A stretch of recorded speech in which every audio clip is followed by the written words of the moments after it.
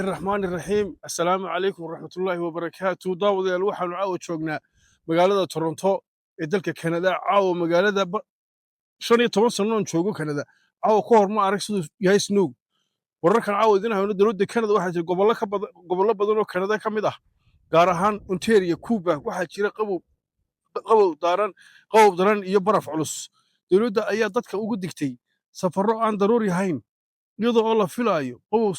inuu qofku sii xoogaynayo ilaa Britole dadka waxa loo sheegay inay guryahooda iska joogaan dawladdu waxay kula talisay taliska booliska magaalada Toronto inay dadku guryahooda iska joogaan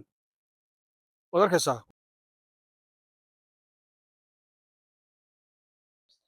sidoo kale wararkan Mareykanka idinka haynaya qaaradda Yurub iyo Aasiya iyo Afrika gobollo badan oo Mareykanka ah ayaa wajahaya qabow daran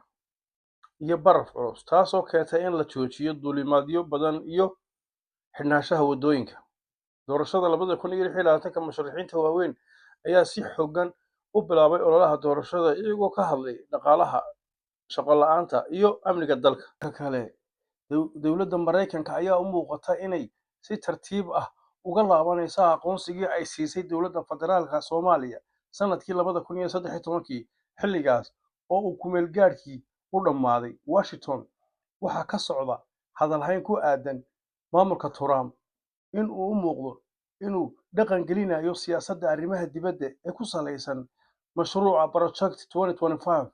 oo ah siyaasad soo jeedin ka timid koox Kongareeska oo ay ku jiraan saaxiibo u dhow Trump siyaasadan oo ka kooban ilaa 900 bog si weyn looga faalooday ka hor doorashadii 2024 waxay soo jeedinaysaa in Mareykanku iska yareeyo ku tiirsanaanta saldhigga Djibouti iyo in Somaliland la aqoonsado si looga hortago khatarta Mareykanka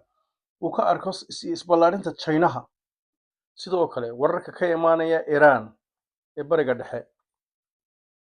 dibadbaxyo ka socda Iran ayaa gaadhay heer culus iyadoo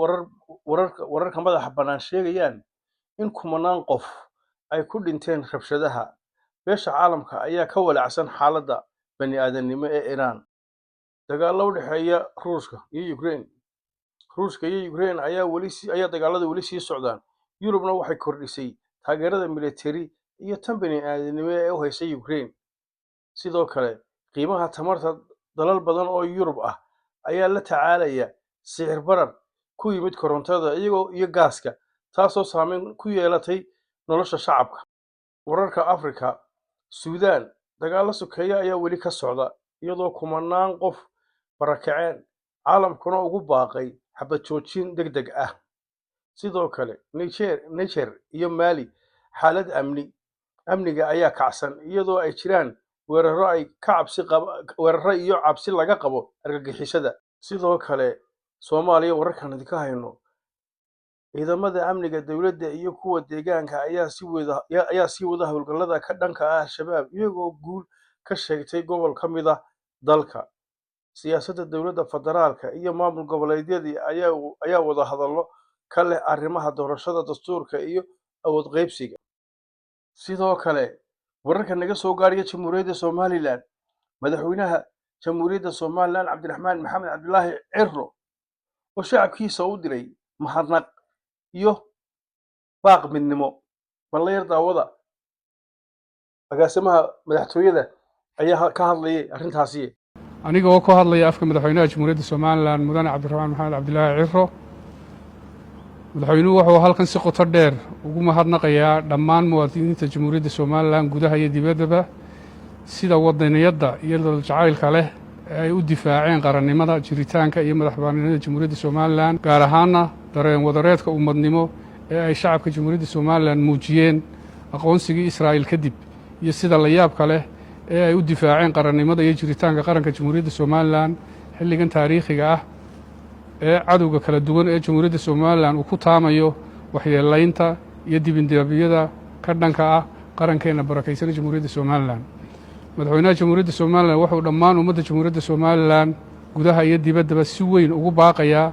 in ay ilaashadaan amnigooda wadajirkooda jiritaanka qarankooda cadowgoodana ay meel uga soo wada jeestaan oo ay af ficil awood iyo adduunba ugu jilib dhigaan cadowgeenna uu aqoonsiga jamhuuriyadda somalilan khalkhalka ku riday madaxweynuhu waxa uu muwaadiniinta jamhuuriyadda somalilan meel kasta oo ay joogaanba ugu baaqayaa in qof kasta oo inaga mid ahi uu noqdo ilaaliye gaadh haye iyo danjiro qaran oo indho feejigan ku ilaaliya amniga iyo xasiloonida qaranka jamhuuriyadda somalilan daawadayaal war waxaanu caawidi ka haynay caalamka wax laga intaa tan iyo inta dib u kulmayno habeennimo wanaagsan share like comment please kor u qaada bahalka bye habeen wanaagsan